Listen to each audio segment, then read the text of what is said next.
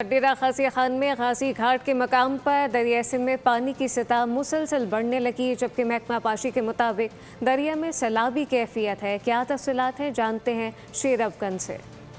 Monsoon बारिशों की वजह से दरियाए सिंध में पानी की जो सतह है वो मुसलसल बुलंद होती जा रही है। इस वक्त अगर हम दरियाए सिंध की बात करें तो दरियाए सिंध में इस वक्त निचले दर्जे का सैलाब है। यहाँ पर जो पानी का रेला गुजर रहा है इस वक्त, उसकी जो मिकदार है वो तकरीबन 2,92,000 क्यूसेक बताया जा रहा है, जबकि तौसा बैराज के मुकाम पर पानी की जो आमद है वो 3,11,000 क्यूसेक जो है वो बताया जा रहा है। डेरा गाजी खान में अगर ये पानी की सतह मज़ीद बुलंद होगी, अगर इसमें इजाफा होगा तो जो निशेबी इलाके हैं, ख़ासकर दरिया के करीब के इलाके जो है वो ज़ेरे आब आने का खदशा है।